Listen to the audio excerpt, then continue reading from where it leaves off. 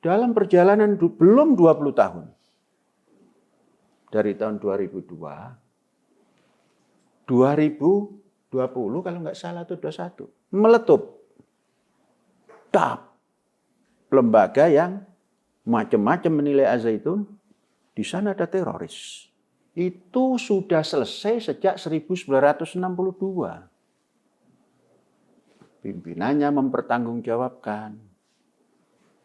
Kemudian kepada pendukung-pendukungnya diperintahkan untuk kembali ke Ibu Pertiwi. Teroris itu tidak boleh. Ada satu saja sudah bahaya. Apalagi yang punya ilmu pengetahuan yang berdasar keagamaan.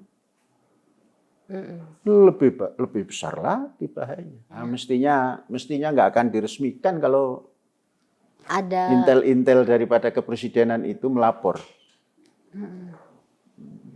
Nah, sebelum dimulai beliau datang 2-3 hari itu saya ditanya dari jam 7 sore, jam 12 baru selesai. Makanya hak yang paling utama adalah hak hidup. Nah, itu hak asasi namanya. Setelah hidup ya jangan melongong saja. Gunakan ini supaya punya gagasan. Dan gagasan itu juga hak asasi. Nggak bisa diadili.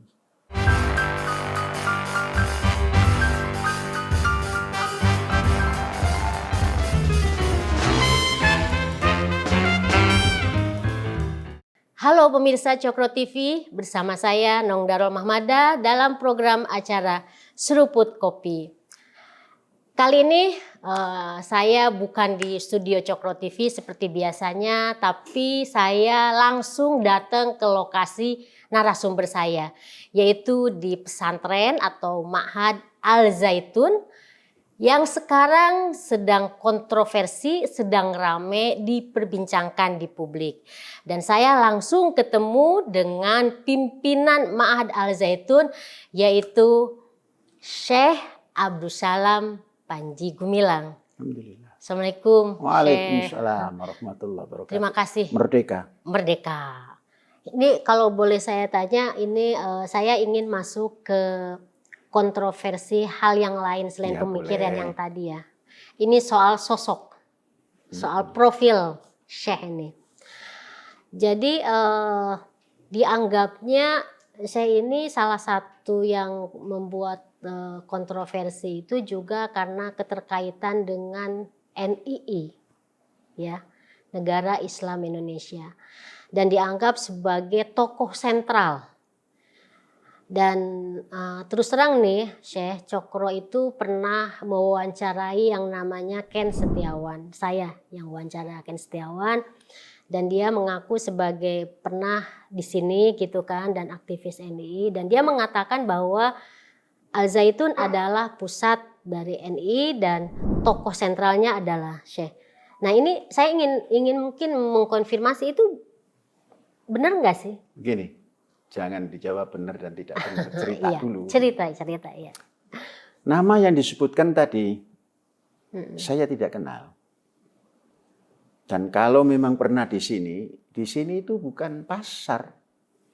Di sini tempat pendidikan, seluruh yang pernah kerja di sini, pernah jadi guru di sini, dan lain sebagainya, itu ada catatan. Dan sekarang gampang tinggal klik, keluar itu. Jadi saya nyatakan bukan orang yang disebut tadi, itu bukan dari sini. Kemudian kalau berbicara tentang organisasi yang disebut tadi, itu sudah selesai sejak 1962. Pimpinannya mempertanggungjawabkan. Kemudian kepada pendukung-pendukungnya diperintahkan untuk kembali ke Ibu Pertiwi. Yang maksud Ibu Pertiwi adalah Negara Kesatuan Republik Indonesia yang berdasarkan Pancasila. Berundang-undangkan Undang-Undang 1945. Selesai. Jadi kalau saya itu meyakini bahwa itu udah selesai. Selesai.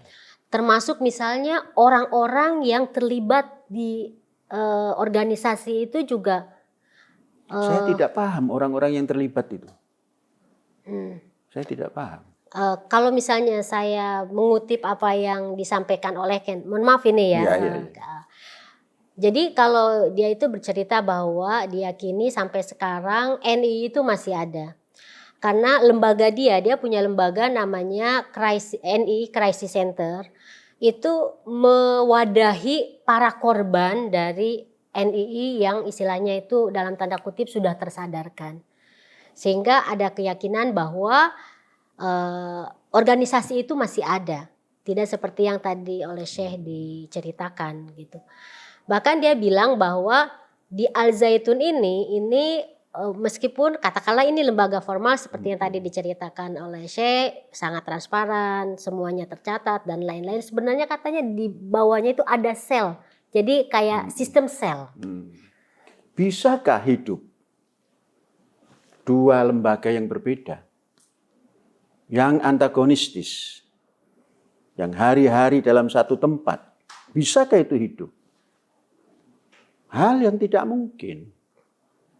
Al-Zaitun mendidik kader bangsa yang diarahkan kepada kesadaran berbangsa dan bernegara. Yang ditanamkan cinta kepada negaranya dengan segala macam dasarnya dan lain-lainnya. Bisakah itu hidup bersama dengan sesuatu yang dianggap bertentangan? Logika saja. Kalau menurut saya kan nggak bisa. Artinya tidak ada. Di sini ada lembaga pendidikan. Memang tokoh di sini, lembaga pendidikan ini dituakan adalah AS Panji Gumilang.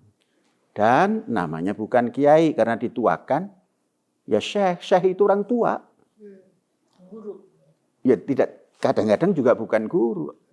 Kadang-kadang aki-aki. Maka manggilnya Syekh. Mengapa? Di antara sekian banyak yang ada di sini, yang duluan lahir itu AS Panji Gumilang. Jadi nggak ada. Sekarang, antagonis itu kan nggak bisa gabung jadi satu. Dan akan nampak. Kalau yang satu ini katakan negatif, yang sini positif akan nampak. Yang negatif nampak, yang positif nampak. Di sini yang ada positif lembaga pendidikan. Semua yang ada di sini kita ciptakan sebagai pendidik. Wali santri yang punya anak di sini juga pendidik. Maka penyelesaian apapun untuk pelajar, semua kita undang kalau ada hal-hal yang harus diselesaikan cepat. Orang tua ikut campur. Kita libatkan, guru dilibatkan, organisasi pelajar dilibatkan. Karyawan yang bisa memberikan informasi dilibatkan. Jadi di sini kebersamaan mendidiknya. Jadi yang namanya sistem sel di bawah tanah itu kita tidak memahami di sini ada sistem sel itu. Nggak apa-apa ya Syekh ya, ini biar saya ini aja gitu, biar apa namanya informasinya itu lebih terus saja, terus. Ya lebih berimbang karena saya sudah istilahnya itu Cokro TV itu sudah memberikan ruang dulu ke Ken ini untuk ngomong. Jadi ini kesempatan untuk juga silakan. Syekh jawab. Jadi yang tadi bilang ada sistem sel di bawah tanah dan kayak semacam jadi kayak cara kerja NII seperti dulu itu sampai sekarang itu masih berlangsung. Jadi seperti misalnya diculik, disuruh apa namanya ngerampok, apa istilahnya nyuri untuk diserahkan ke sini dan lain-lain. Karena itu katanya kan masih dianggap sebagai masa Mekah atau gimana gitu ya. Saya mungkin Syekh Panji Gumilang lebih mengerti. Nah, itu yang disampaikan terkait sistem atau cara bekerjanya Syekh Panji Gumilang di Al Zaitun ini. Jadi, kalau seperti itu yang disampaikan, katanya ada pencurian, penggarongan. Kan gampang saja. Sekarang itu ayam lari malam-malam saja bisa ketahuan kok. Nah kalau itu ada garong, tangkap. Kalau ada pencuri, tangkap. Maka di sini dijaga ketat supaya tidak ada pencuri dari luar. Jadi kalau kami menjaga sini karena di sini ada kader yang dididik. Yang namanya apa yang disebut tadi, yaitu yang melakukan, tanyakan saja yang memberi informasi. Jadi kalau dia tahu mencuri, kenapa nggak dilaporkan? Tahu garong, kenapa nggak dilaporkan? Jangan-jangan kerjasama dengan garong. Jangan segala sesuatu terus dikembalikan ke sini. Di sini nggak ada apa-apa. Orang ribut di luar aja, di sini jalan lancar. Semua makan. Waktu tidur semua tidur, kecuali yang melek. Nggak ada apa-apa. Dan apakah sebelum-sebelumnya itu dengan isu yang berkembang di masyarakat seperti itu ya, Syekh? Misalnya, apakah misalnya dari pihak keamanan, intel atau apa gitu, apa pernah datang ke sini untuk mengecek seperti yang saya tanyakan tadi gitu? Syekh. Kalau yang namanya alat negara, itu selalu seliwer datang pulang. Tujuannya berkunjung dan lain sebagainya. Ya kami pahami seperti itu saja kalau ada datang. Dan sesungguhnya baru sekarang kami ini mau diwawancarai. Terbuka ya? Iya. Tadinya enggak. Mengapa? Saya punya penelitian. Karena tahun 2002 kami ini katanya diteliti oleh sebuah majelis. Yang sesungguhnya enggak pernah datang. Majelis Ulama Indonesia. Ya teruskan. Iya. Majelis itu. Saya enggak mau nyebut. Saya yang menyebutkan. Ya, gitu kan. Konon begini. Saya sampaikan pada kawan-kawan, mari kita uji. Apa yang kata mereka begitu, ada enggak di kita? Berapa lama? Ya minimal 20 tahun lah. Dalam perjalanan belum 20 tahun. Dari tahun 2002, 2020 kalau nggak salah itu 21, meletup. Lembaga yang macam-macam menilai Al-Zaitun, di sana ada teroris. Bom-boman. Bukan, teroris. Majelis fatwa di sana itu ditangkap oleh Densus 88. Iya. Dua tokohnya ya. Ada 3 yang saya baca. Dan saya baca di koran lah, di mana itu. Maka saya sampaikan, kalau ada orang mau wawancara, saya mau. Karena teori saya sudah bisa terjawab. Ternyata bukan Al-Zaitun yang dikatakan pusat radikalis, teroris. Di sana. Alam menunjukkan. Ya. Baru saya mau bicara. Yang macam-macam bicara tentang Al-Zaitun di sana. Dan saya bilang, tidak bakal bisa dan akan menemukan teroris di Al-Zaitun. Itu dikait-kaitkan dengan nama-nama yang tadi itu kan, nanti ada teroris.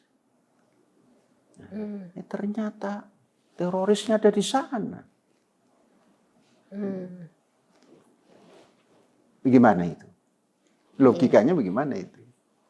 Ya, itu biar masyarakat yang menilai. Kalau udah melihat fakta seperti ini ya, Syekh. Bukan, ini masyarakat ada punya nilai. Yang mewawancarai ingin tahu pendapatnya, kan gitu. Jangan saya saja yang dimintai pendapat. Iya. Di sana. Walaupun berpendapat ada sekian banyak, cuma ada 3. Loh, teroris itu tidak boleh. Ada 1 saja sudah bahaya. Apalagi yang punya ilmu pengetahuan yang berdasar keagamaan. Lebih besar lagi bahayanya. Kalau nggak punya apa-apa terus buat teror, no problema. Lah kalau ini menetapkan fatwa, mau ditolerir itu. Punya pertanggungjawaban yang sangat besar karena ininya ya, latar belakangnya itu. Nah kalau mentolerir yang itu, ya luar biasa namanya. Bukan biasa-biasa saja. Nah diarahkan ke sini. Yang inilah, yang itulah. Kan konon katanya Panji Gumilang ini menista agama. Agamaku kok saya nista itu bagaimana? Akalku tidak bisa nerima. Kalau Panji Gumilang dikatakan menista agamanya sendiri. Tapi itu mereka menuduh, silakan saja. Iya. Iya. Ya karena dianggapnya menista agama ya tidak sesuai, tidak sama dengan seperti yang mereka ini kan. Jangan maksa kita harus sama. Nanti kita nggak bisa punya kebebasan berpikir. Kalau sholat gara-gara begitu terus dicap sebagai menista agama. Ya yang penting kan sholatnya terlaksana. Ya. Ya. Ini sepertinya kalau Syekh itu udah kalau saya memahaminya ini udah terlalu maju. Bukan juga, kalau terlalu kan nggak bagus. Enggak, ya. Iya. Udah kemajuan gimana dibandingkan misalnya dengan masyarakat yang mungkin yang terjadi di Indonesia gitu. Begini, kebanyakan. Kalau kita duduk mengampu pendidikan, itu sedapat mungkin dalam lingkaran kampus ini, ya harus berpikir maju, berpikir bebas. Dalam ikatan keagamaan, kalau kita itu dasar yang kita berikan kebebasan dalam agama. Maka di sini dengan agama manapun, kawan yang beragama apapun, enjoy saja. Kan? Iya, merasa diterima, merasa sama gitu ya. Saya tidak menciptakan merasa sama. Kita persatuan Indonesia gitu saja. Kita bangsa Indonesia. Pada satu ketika ada kawan, kita berbeda. Apanya yang beda? Ente dari mana? Dari London, dari mana? Indonesia, tapi agama saya. Oh jangan ngomong itu. Kita sama, bangsa Indonesia. Itu yang kami tanamkan di sini. Supaya enak berbangsa ini, tidak disekat-sekat. Iya. Iya. Kan tujuan dasar negara kita begitu. Iya. Dikuatkan oleh undang-undang dasarnya. Kebebasan beragama. Menjalankan keyakinannya. Kan enak itu. Iya. Nah, ini ada yang beranggapan begini, Syekh. Pandangan-pandangan kebangsaan atau nasionalismenya Syekh Panji Gumilang sekarang ini yang dinyatakan di publik itu katanya dalam rangka menutupi dirinya sebagai seorang Panglima NII. Kalau menutupi kejahatan itu susah. Nggak bisa ditutupi.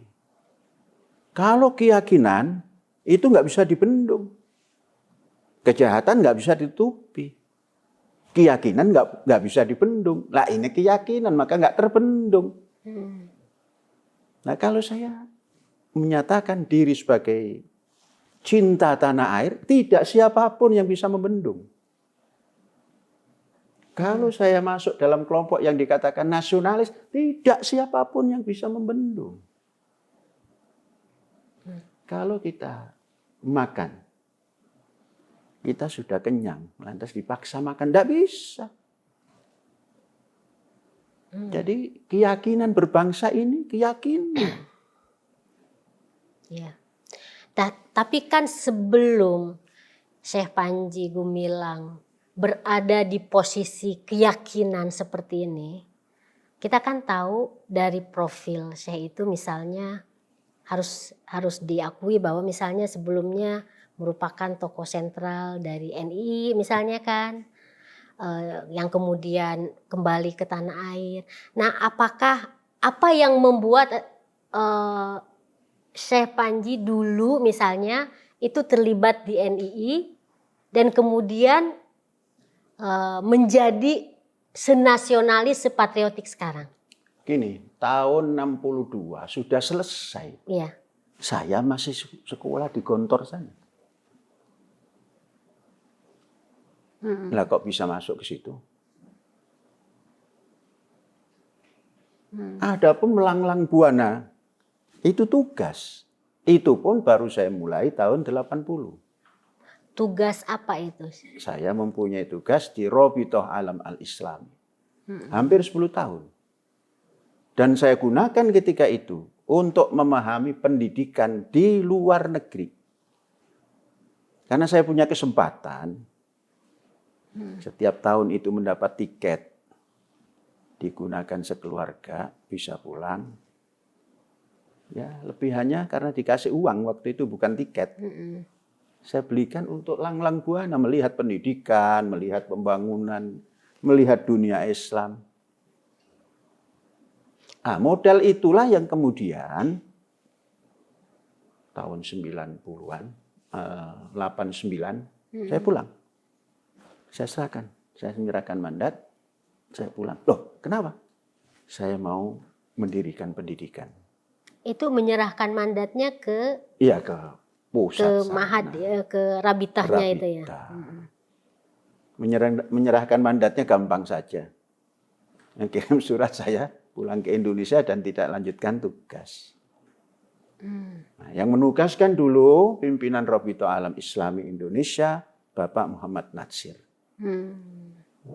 Saya masih ingat berjalan ke sana itu tanggal 21 September tahun 80. Saya ditugaskan di Malaysia. Jadi lama saya di luar. Dari tahun 80 sampai kepada hampir 90 berunding-berunding dengan keyakinan bisa mendirikan sebuah pesantren, lembaga pendidikan. Sebelum berdiri, itu hal-hal yang nanti kita akan lakukan sudah kita khayalkan dan kita tulis. Sampai ini namanya set plan, semua sudah kita buat. Maka kita membangun tidak keluar dari set plan. Kita mendidik tidak keluar dari cita-cita.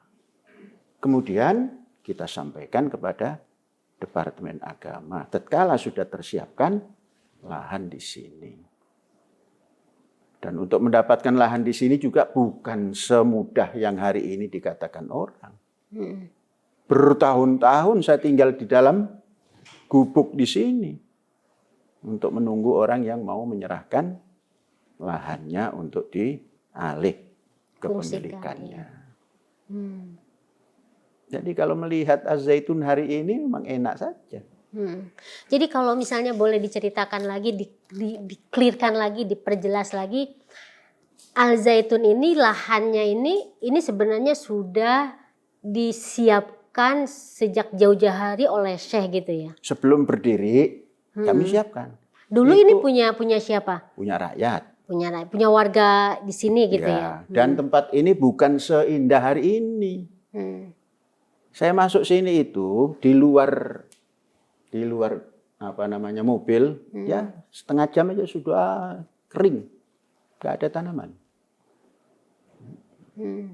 Jadi setelah mendapatkan tempat ini baru membangun. Ya nggak semudah yang digambarkan orang.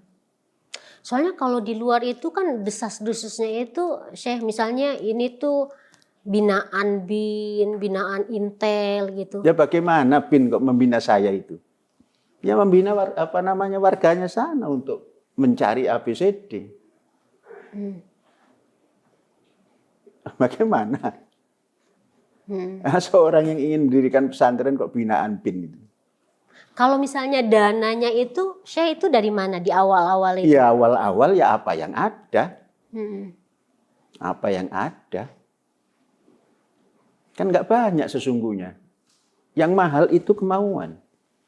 Dan mempraktekkannya. Nah, menjadi besar itu karena terus bersama. Kemudian dari wali murid. Kemudian kita buka sodako-sodako. Bantuan-bantuan. Namun kita sistemnya bukan buka di jalan. Nyegat orang minta. Enggak. Ya kita datang. Bisa enggak itu? Nah, nanti mentransfer. Tidak segampang atau tidak segampang yang dibayangkan hari ini. Berat, memulainya itu berat. Iya. Sangat berat. Namun kalau itu dihitung berat, ya nggak jalan. Maka kami katakan, gampang. Nah, sudah mulai berdiri, baru Umi diajak ke sini. Ya tadinya di Menes saja gitu.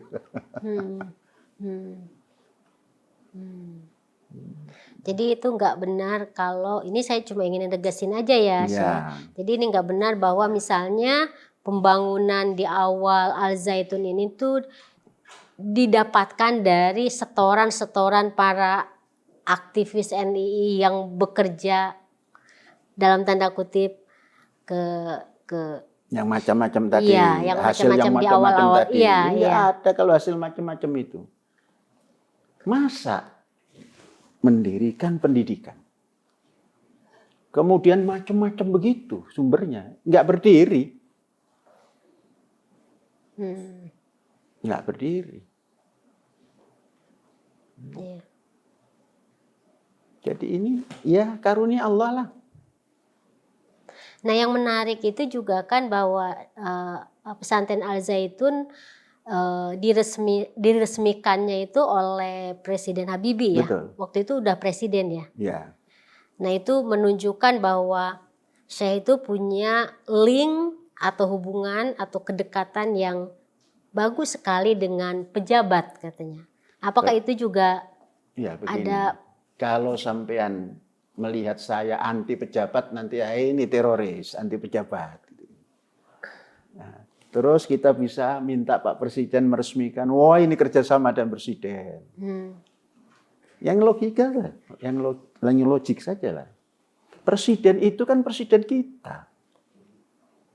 Jangan sampai kita ini pandai mengangkat pimpinan tapi tidak pandai menghormati, tidak pandai menaati. Lah kan itu kita anggap presiden kita, ya kita minta. Kok mau? Lah itu kan yang menentukan presiden, bukan saya. Masa saya bisa memaksa? Ya saya tawarkan begini, oh ya. Dan memang gampang menemui presiden itu. Iya. Ya nggak gampang, nggak apa. Pemeriksaannya banyak sekali. Depan, sampai mau ketemu ya diperiksa lagi.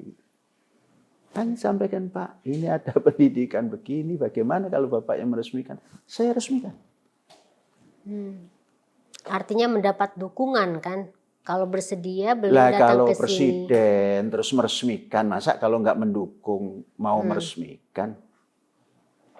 Dan presiden meresmikan itu kan punya stafnya. Coba teliti dulu. Dan diteliti. Ada 2 pekan itu sebelum beliau datang. Ya tanya sana, tanya sini orang-orang. Saya nggak tahu apakah itu Intel atau ibu siapa. Ya kita tunjukkan ini tempatnya, ini. Jalan. Nah kalau itu dianggap mendukung, nah masa iya tidak didukung? Ya itu dukungan beliau meresmikan. Itu masih ada itu. Tanda tangannya. Tanda tangannya di depan masjid. Prasasti namanya. Iya, prasasti. Ada potretnya. Nanti kalau perlu saya kasih potretnya. kemudian pengawalnya, pengawal pribadi, masih pernah ke sini. Sekarang jadi Komisi 1. Kemudian setelah Pak Presiden lengser, menjadi dengan Bu Megawati. Sekarang tokoh PDI.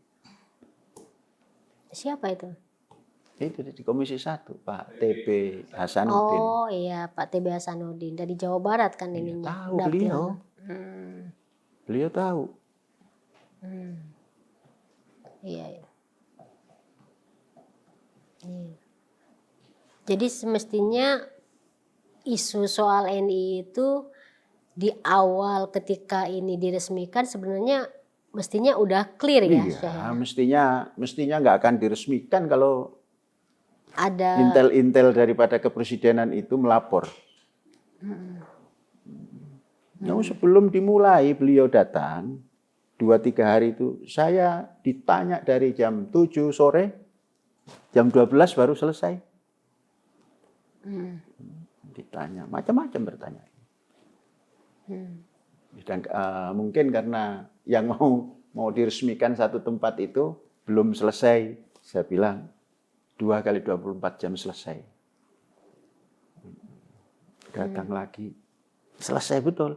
Siapa ini yang bantu? Banyak jin. Ada intervensi jin. Bukan bahasa. Oh iya. Jin itu kan jinius. Iya. Kalau nggak jenius nggak bisa itu. Iya. Iya, menarik. Jadi sebenarnya fakta-fakta yang tadi disampaikan oleh Syekh dengan isu-isu negatif terkait Ma'had ini semoga sih terkonfirmasi lah, terklarifikasi gitu kan. Jadi begini, sekali lagi saya ulang. Saya baru mau memberikan informasi ABCD kalau ditanya oleh wartawan, khususnya wartawan elektronik lah. Baru kali ini. Kenapa? Apa yang saya yakini, ayo siapa yang akan terbukti? Zaitun atau orang yang menuduh-nuduh itu. Begitu tahun 20, meledak di sana ditangkap bagian fatwa, 3 orang, pusat 1 orang, di daerah 2 orang, baru saya ngomong. Jadi penantian untuk mewujudkan bukti menjelang 20 tahun terbukti. Jadi selama ini sabar dan ya puasa lah. Dan puasa ini bukan hanya puasa ngomong, puasa fisik juga. Saya namakan puasa topo broto. Topo broto. Iya. Saya itu puasa tiap hari. Kecuali kalau Ramadan puasa ikut Ramadan. Kalau hari-hari puasa 22 jam. Tapi minum. Iya. Itu dalam rangka menahan emosi itu ya. Di antaranya ya emosi. Kapan ini dibuktikan?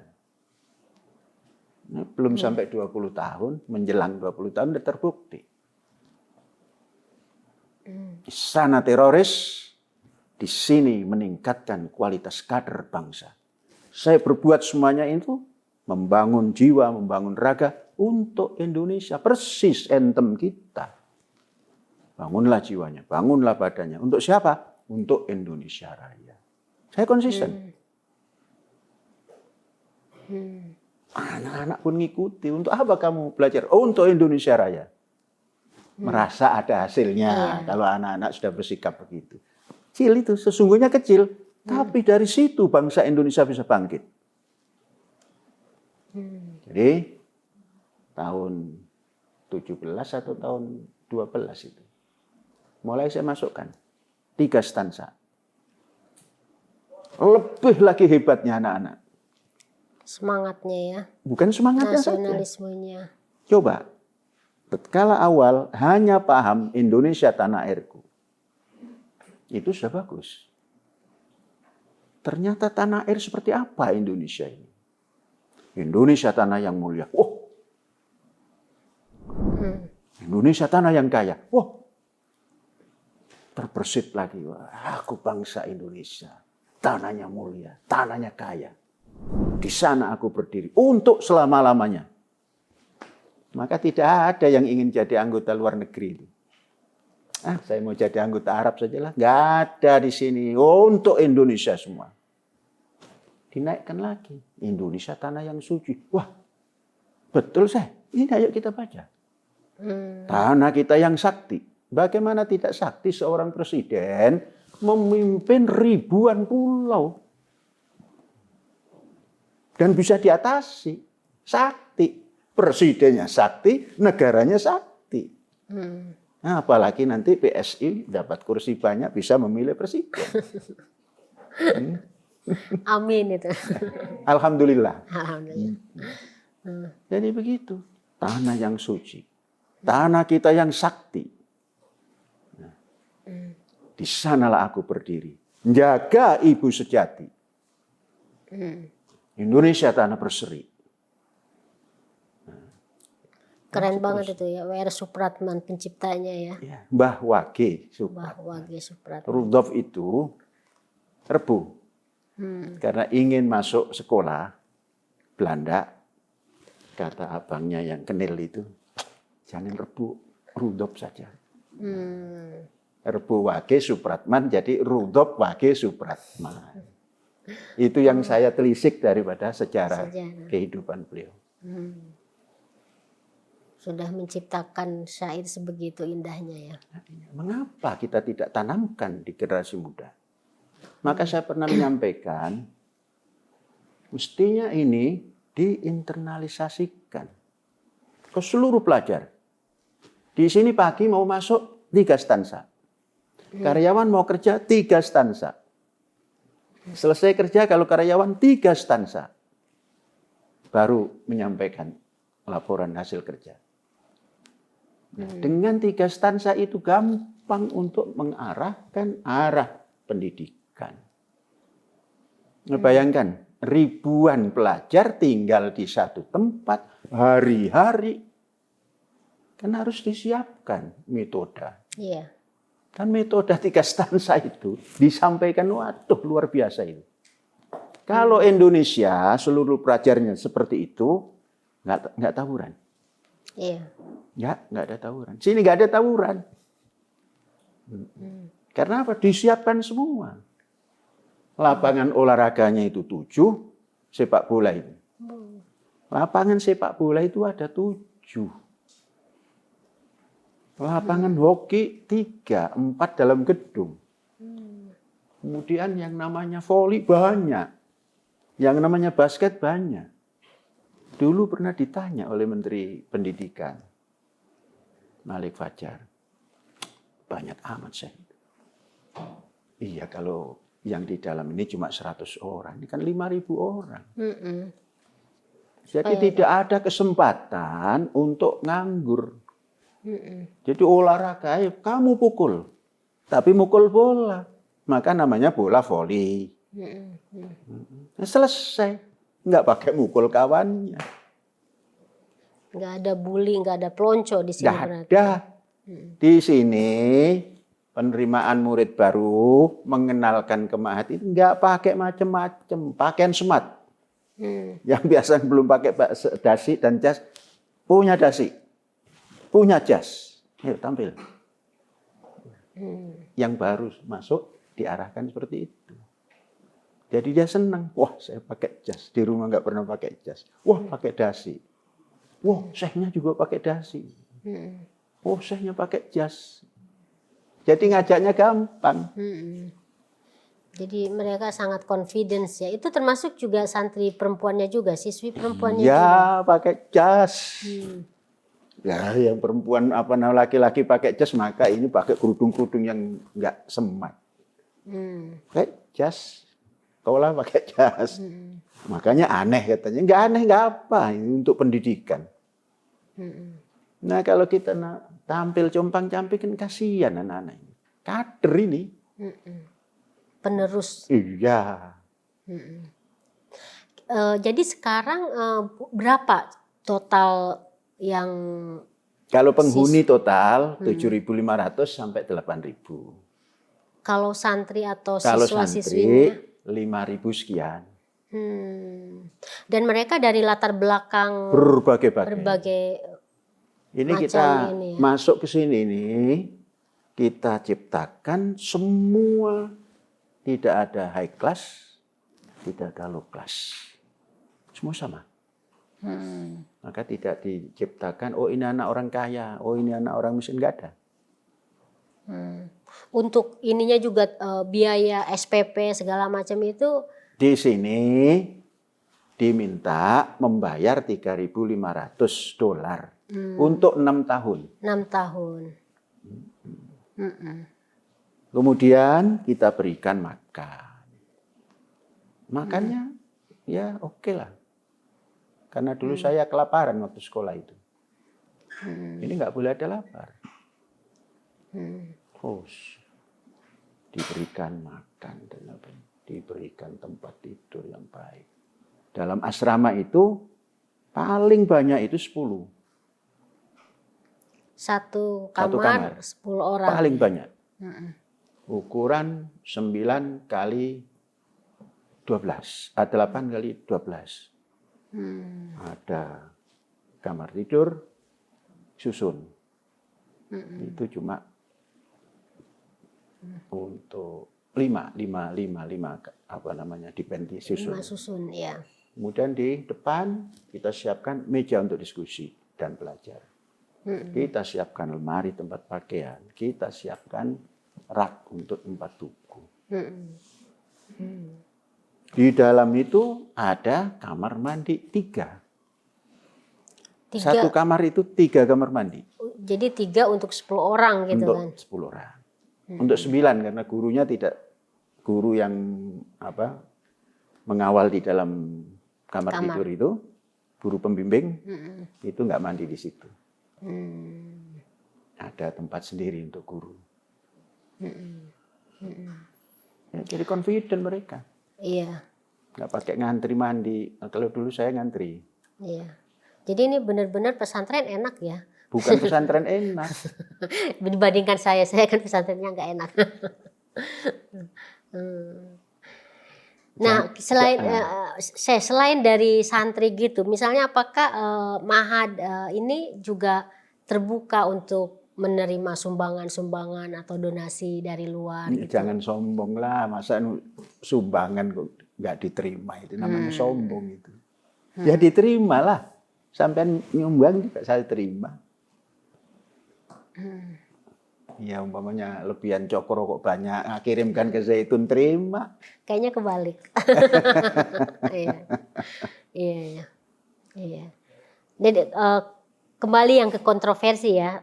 Tadi kita udah mendengarkan sangat gamblang sekali penjelasan saya tentang lembaga pendidikan Ma'had Al Zaitun ini, sehingga saya kemudian agak mengiyakan teman saya dari UN juga, Mas Helmi Hidayat, yang bilang bahwa kontroversi atau ramenya terkait Al Zaitun sekarang itu mungkin juga ada upaya ingin mengambil alih aset Al Zaitun ini, Syekh. Katanya seperti itu. Ini kecurigaan dia juga. Nah, saya ketika mendengar penjelasan dari Syekh terkait bagaimana Al Zaitun ini sistem pendidikannya, asetnya, sumber daya manusianya, santri-santrinya, saya agak sedikit membenarkan jadinya. Nah, menurut Syekh gimana tuh? Jangan terlalu membenarkan sesuatu yang belum pasti. Belum pasti. Kalau menurut saya, ada enggak orang yang berani mewakafkan diri dalam pendidikan? Susah. Kiai saja sering terganggu. Dicalonkan mau. Sering tergoda ya? Ya, tergoda oleh lembaga politik. Saya itu sudah meletakkan diri Ya, dalam kehidupan bernegara itu kan ada lembaga politik, ada lembaga karismatik. Karismatik itu adalah lembaga pendidikan. Kalau ditekuni dengan baik, sehingga bisa menyampaikan gagasan-gagasan yang bisa menembus, yang tidak bisa ditembus oleh politik, bisa ditembus oleh gagasan-gagasan. Nah, saya meletakkan di sini. Nah, kalau ada orang mau mengambil, ini dipersiapkan sejak dalam telur itu sudah disiapkan. Belum lahir itu namanya piye daripada ayam itu. Belum lahir, disiapkan. Kemudian waqfid janahaka, ayomi si anak didik ini. Terus diayomi. Pendidikan yang di sini bukan seperti yang dikhayalkan pesantren di mana-mana. Sini 24 jam. Mengingat kader, penerus bangsa. Iya. Jadi kalau ada yang mau mengambil menurut sampean tadi, mestinya berpikir 1000 kali ya, daripada nanti ditertawakan oleh ayam. Sini banyak ayam yang dilepas. Tertawa nanti, ini siapa kok gayanya beda gitu. Iya, soalnya kalau tadi kita kembali kepada pernyataan awal saya bahwa sekarang pemerintah sudah mengambil keputusan terkait 3 hal tadi itu ya, Syekh. Soal aspek pidananya, soal administrasi itu kan terkait tadi dengan kelembagaannya, dan soal ketertiban sosial itu. Ini kan sebenarnya juga dari pihak Syekh dan juga Mahad kan semestinya sudah mempersiapkan hal tersebut gitu loh. Jadi misalnya soal yang pidana itu. Tadi dibilang bahwa sebenarnya kan ini udah pilihan Syekh memilih untuk menjadi tokoh atau figur harismatik ini kan, bukan tokoh politik. Dan bukan ini figur, lembaga. Lembaga harismatik. Dan ini kan terkait dengan gagasan. Nah, sekarang kita lihat bahwa gagasan Syekh inilah yang akan dipidanakan. Kita melihatnya kan seperti itu. Nah, yang kedua yang administrasi itu juga terkait dengan Mahad yang akan dalam tanda kutip diambil alih. Diambil alih pengasuhannya atau apalah, saya nggak ngerti gitu. Nah, gimana? Maksudnya apakah saya tidak kemudian mencoba untuk mengubah strategi atau gimana? Atau ada rencana lain? Strategi itu nggak bisa dirubah. Strategi pendidikan itu nggak bisa dirubah. Kalau taktis pendidikan mungkin bisa dirubah. Contoh, kurikulum mungkin bisa berubah. Tapi kalau taktis pendidikan, bahwa pendidikan ini tujuannya adalah untuk membina kader bangsa supaya menjadi bangsa yang mengerti kebangsaannya. Ini nggak bisa dirubah. Adapun taktisnya mengikuti perkembangan zaman. Kalau sekarang sudah zaman IT, ya sudah, jangan pakai zaman jadul. Terus itu yang dirubah. Kalau strateginya nggak bisa dirubah. Membangun pendidikan untuk Indonesia Raya. Maksud saya mengubah strategi, atau mungkin lebih tepatnya bukan strategi, atau gaya Syekh yang mungkin selama ini dianggap sangat kontroversi, yang memunculkan atau menciptakan yang tadi aspek pidana itu, karena kemudian ini kan yang dipersoalkan gitu loh, Syekh. Kalau pemikiran dipidanakan, tamat Indonesia. Kalau gagasan dipidanakan, ya tamat. Akan menjadi apa bangsa ini kalau gagasan warga negaranya tersumbat? Makanya tidak usah khawatir. Enggak sampai ke sana. Jadi optimis ya? Hidup itu harus optimis. Saya yang khawatir. Lah, kalau optimis, semuanya juga bisa dilakukan. Dan enggak akan merubah strategi. Bangunlah jiwanya, bangunlah badannya untuk Indonesia Raya. Itu strategi pendidikan. Dan nggak usah khawatir. Hidup aja kok khawatir. Diberi hidup, alhamdulillah jalan. Makanya saya mengatur hidup itu secara sistematis. Dan saya disiplin. Karena diberi hidup. Makanya hak yang paling utama adalah hak hidup. Nah, itu hak asasi namanya. Setelah hidup ya jangan melongong saja. Gunakan ini supaya punya gagasan. Dan gagasan itu juga hak asasi. Nggak bisa diadili. Menurut saya. Iya. Iya. Idealnya memang seperti itu. Tapi, harus berpikir ideal. Jangan cincai-cincai. Iya. Tapi kan yang kita hadapi, yang kenyataan yang sekarang terjadi. Belum ada kenyataan apa-apa. Belum ada kenyataan. Jadi artinya kalau misalnya ini sebenarnya bukan hal yang pertama ya Syekh kayak gini. Misalnya kita melihat dalam kasus Ahok misalnya ya. Kan itu juga sebuah pernyataan tapi kemudian kita tahu semua kejadiannya seperti itu. Banyak sekali misalnya ada organisasi Gavatar misalnya kan. Itu juga sampai sekarang.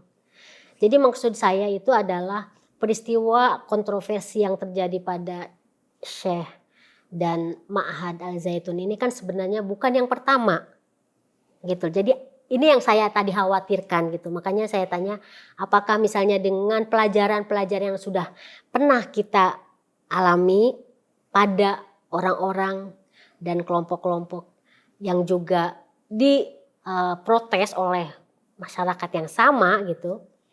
Itu tidak membuat Syekh misalnya gentar atau mengubah strategi, mengubah cara, mengubah gaya gitu ketika menyampaikan gagasan itu. Karena kami di sini tidak sama dengan mereka. Kami tidak sama dengan mereka. Apa yang kami lakukan ini konstitusional. Tidak melenceng dari Pancasila. Terus apa yang dikhawatirkan? Agama. Saya punya agama. Terus apa yang dikhawatirkan? Iya. Jadi nanti mungkin kita alangkah baiknya memang kalaupun misalnya ini diteruskan untuk aspek pidananya itu ke dalam proses hukum, ada pengadilan dan lain-lain mungkin itu baiknya memang saya kan akan memberikan kesaksian atau pembelaan diri kan ya saya. Kalau masih jangan dihadapkan. Iya. Memang jangan itu kalau berbicara yang dikalaukan. Kalau ya. Ini kan karena ini kan perkembangannya seperti kecuali itu gitu begini, loh. Kalau kita minum kopi ini bagaimana? Ada di hadapan toh?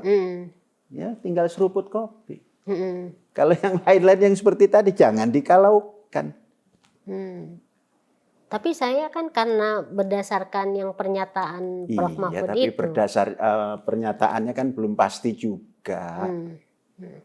Hidup itu ada perkembangan kok. Ya. Oke.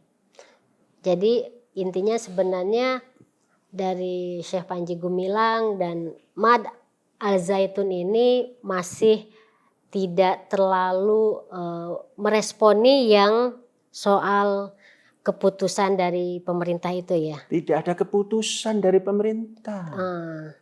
Tidak ada keputusan. Tidak ada keputusan ya. Untuk apa? Direspon. Lah belum ada dan tidak ada kok direspon tuh gimana? Itu seperti hidung tak mancung, pipi didorong-dorong. Udah jangan direspon, nggak ada apa-apa. Ya. Jadi kalau mengkalaukan nggak bisa. Mendidik saja terus. Jadi tetap dengan tugas kewajiban yang selama ini dijalankan. Sebelum ada rame-rame kontroversi ya tetap tidak berubah ya saya. Bukan tidak berubah, beginilah pekerjaan pendidik. Iya. Oke. Ya. Rame itu kan di sana, di sini ya rame mendidik. Yang bikin agak rame karena ada dari Cokro datang. Agak rame ini banyak tuh ya. Ingin mendengar wawancara gitu. Iya. Kalau saya kan karena perwakilan dari luar yang melihat hiruk pikuk dan riuh ramenya di luar Iya. memang terkait Al Zaitun gitu. Makanya disampaikan di sini gitu. Terima kasih. Yang terakhir ini Syekh, saya itu juga mungkin perlu mengkonfirmasi soal katanya ini juga sempat disampaikan oleh Ken juga ya, Ken Setiawan, terkait misalnya ada kasus kekerasan seksual, pelecehan seksual di Al Zaitun. Itu benar nggak sih Syekh? Ini kan pendidikan pesantren. Lari semua orang kalau itu terjadi.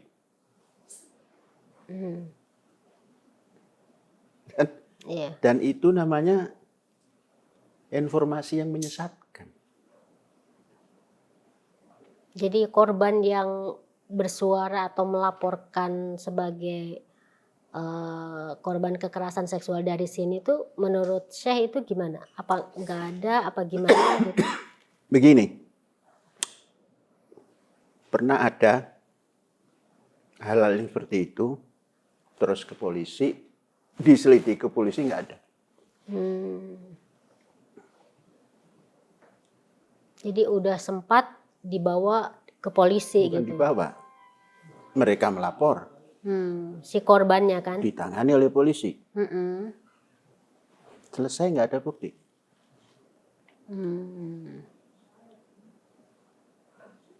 Iya. Jadi itu hanya pengakuan dari si. Nah, kita tidak tahu. Artinya secara hukum itu sebenarnya sudah selesai gitu ya? Selesai nggak ada apa-apa. Kalau kemudian dilibatkan hal itu pada santri semua, ini nggak bisa. Nggak ada. Iya. Saya harus tanya ini karena sekarang ini kan semua hal tentang Al Zaitun kan dikeluarkan lagi gitu Syekh. Di seperti yang sudah dianggap selesai sekarang dibuka lagi. Artinya kayak daftar-daftar yang terkait negatif Al Zaitun itu dimunculkan untuk mungkin ya, ini mungkin yang namanya komunikasi publik kan menginikan masyarakat lagi gitu kan. Kayak gitu. Tapi dari saya bilang tadi bahwa itu secara hukum udah nggak ada ya. Ya. Oke. Saya kira ini kita udah banyak ya saya dari apa namanya kayaknya dari A sampai Z membincangkan terkait kontroversi dan persoalan-persoalan yang menurut masyarakat mungkin harus diketahui oleh masyarakat ya, bahwa beginilah tentang sosok seorang Panji Gumilang dan juga kondisi Ma'had Al Zaitun. Dan saya kira kita udah sangat panjang dan semoga ini memberikan semacam gambaran atau klarifikasi atau pendapat yang seimbang ya untuk masyarakat, khususnya untuk pemirsa Cokro TV, supaya kita ini tidak hanya mendapatkan informasi hanya setengah-setengah aja atau misalnya sepihak aja, tapi memang dari sumbernya langsung. Dan silahkan disimak baik-baik, silahkan dicerna baik-baik. Dan kita semoga, saya pribadi sangat berharap bahwa tidak ada yang namanya pemidanaan atau kriminalisasi untuk yang namanya gagasan, apalagi Syekh Panji Gumilang ini punya tujuan mulia terhadap dunia pendidikan kita, khususnya buat anak-anak penerus bangsa ini. Terima kasih Syekh Panji Gumilang untuk waktu panjangnya ngobrol dengan saya di Cokro TV. Dan pemirsa Cokro TV, kita akhiri seruput kopi kali ini dan kita akan ketemu lagi dalam seruput kopi berikutnya. Salam dan dadah, terima kasih.